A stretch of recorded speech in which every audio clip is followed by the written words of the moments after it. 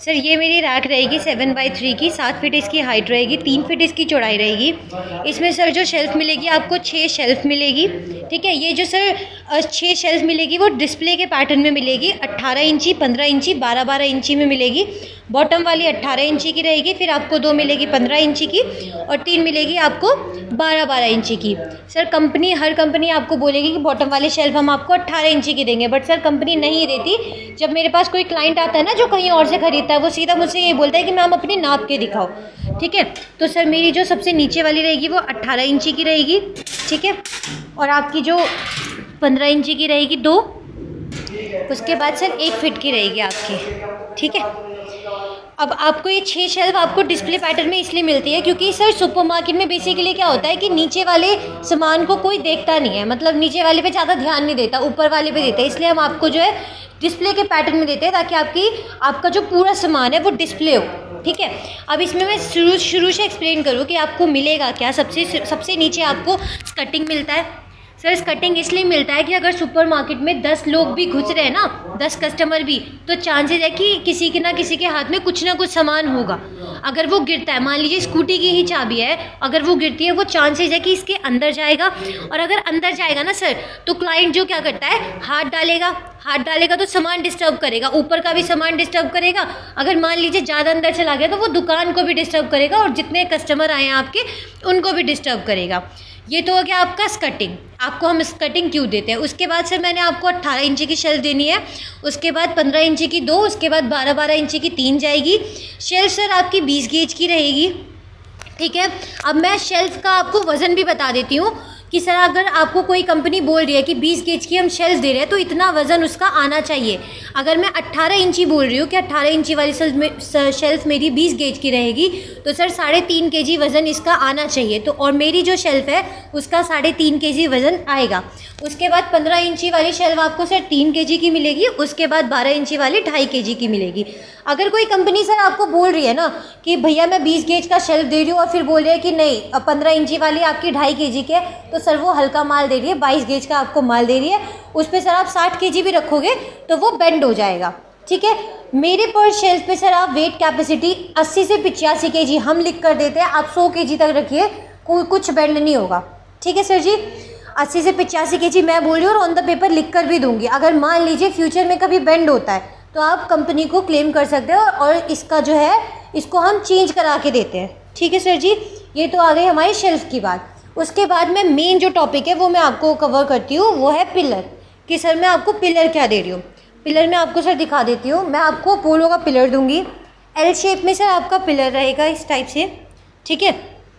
और मेरा जो पिलर होगा सर कहीं से भी खाली नहीं होगा, ठीक है। बाकायदा एक पिलर होगा, इस टाइप से पिलर होगा, कहीं से खाली नहीं होगा।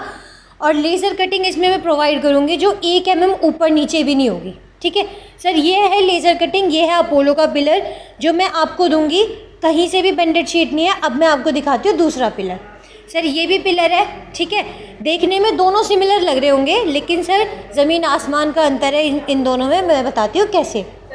सर ये आपका कर्व में है, ठीक है, बेंडेड शीट है ये। अगर मान लीजिए यही पिलर मैं आपको 7 फीट हाइट में दे रही हूँ और पूरे शेल्फ में मतलब 80 से 85 kg अगर एक की बात करूँ तो मान लीजिए 100 मतलब 500-600 kg मान लीजिए, अगर पूरे पे आपने रख लिया तो क्या होगा, ये पिलर जो आपको मिलेगा ना, ये वाला पिलर, ये खुद ही झुक जाएगा, ये पूरा बेंड हो जाएगा। क्यों? क्योंकि ये सर यहाँ से खाली है, इसको शीट को जो है वो बेंड करके बनाया गया है। और ये जो सर चैनल देख रहे हैं ना, ये पावर प्रेसिंग होता है। इसमें क्या होता है कि एक मतलब एक डायग्राम टाइप का दे दिया और प्रेस कर दिया और ये कट गया, ठीक है। इसमें क्या होता है कि अगर देखिए इसमें ना बिल्कुल रेक्टेंगुलर में भी नहीं है, ठीक है। लेकिन इसमें क्या होता है कि मैं बताती हूँ आपको, अगर इसमें से 2-4-3-4 बार आप ब्रैकेट घुसा के निकालोगे ना तो ये लूज़ भी हो जाएगा और ये जो होता है ये डिफरेंट शेप में चला जाता है। अगर पावर प्रेसिंग आपका गलत बैठा ना तो ये डिफरेंट में चला जाएगा। तो आपका क्या होता है कि मान लीजिए यहाँ पे आपने ब्रैकेट घुसाया और सीधा यहाँ पे घुसाया, अगर ये अलग होगा ना तो आपकी शेल्फ भी जो है वो टेढ़ी होगी। लेकिन जो लेज़र कटिंग हम प्रोवाइड करते हैं उसमें सर 1 mm ऊपर नीचे नहीं होगा। इसमें सर शेप भी देख सकते हैं आप। मैं शेप आपको क्या दे रही हूँ, पूरा लेज़र कटिंग का प्रोसेस है। अपोलो का सर पिलर दूंगी मैं, 14 गेज का आपका पिलर रहेगा, ठीक है। अब मैं आती हूँ सर बैक शीट पे। बैक शीट सर 22 गेज की आपकी बैक शीट रहेगी। 12 गेज का आपका ब्रैकेट रहेगा। सर सारी क्वालिटी मैंने आपको एक्सप्लेन कर दिया, डीपली एक्सप्लेन कर दिया कि सर वज़न कितना रहेगा। अब मैं पूरे रैक का आपको वज़न बताऊँ 7/3 का, तो सर 45 kg में वज़न दूंगी।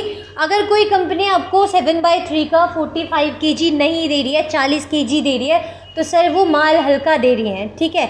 मेरे बात को पॉइंट कीजिएगा, क्योंकि वो सस्ता माल देंगे आपको, ठीक है। वो 3800 का भी देंगे, 3500 का भी देंगे, 3200 का भी देंगे और 4000 का भी देंगे। लेकिन सर वो 4000, 3200, 3800 क्यों दे रहे हैं वो आप देखिएगा, क्योंकि सर मेरे रैक का जो वज़न है वो 45 kg आएगा। अगर मान लीजिए कोई कंपनी है वो बोल रही है 40 kg सर वज़न आएगा, 40 से 42 kg, तो सर एक बात बताइए, जिस कंपनी में आप काम कर रहे हैं उनको तो पता होना चाहिए कि एक रैक का वज़न कितना आएगा। 40 से 42 kg में भी सर 2 kg का अंतर आता है, 200 रुपये का अंतर आता है। अगर मैं CR आयरन की बात करूँ तो CR आयरन सर वो आयरन होता है जो कच्चा लोहा मार्केट में आता है ना, उसका हम आपको रैक बना के देते हैं। अगर कोई कंपनी आपको 3800 का रैक दे रही है, ठीक है, और क्या क्या क्या बोल रही है कि नहीं हमारा भी 45 kg रहेगा, उसमें सर आयरन क्या दे रही है वो देखिएगा आप, ठीक है। आयरन भी जो होता है वो 2 तरीके का होता है, एक CR होता है और एक HR होता है। HR आयरन सर जो लोहा मार्केट में जो आपने देखा होगा ना कबाड़े की दुकान पे जो 30-35 रुपये kg के भाव में मिलता है, जो काला काला लोहा होता है, उस पर सर आप कितनी भी कोटिंग कर दोगे ना तो वो अंदर ही अंदर रस्टिंग खाएगा, क्योंकि सर वो तपा हुआ लोहा होता है। उसको ना जाने कितनी बार तपाया जाता है, क्या मिक्स किया जाता है वो नहीं पता। तो उसका अगर आपको रैक मिल रहा है 45 kg में, या क्या कहते हैं 3800 में, तो सर वो क्वालिटी गलत दे रहे हैं आपको। वो जो है आपको 3 साल में री इन्वेस्ट, आपको पूरा सुपर मार्केट में री इन्वेस्ट करना पड़ेगा, क्योंकि सर सुपर मार्केट जैसी चीज़ में ना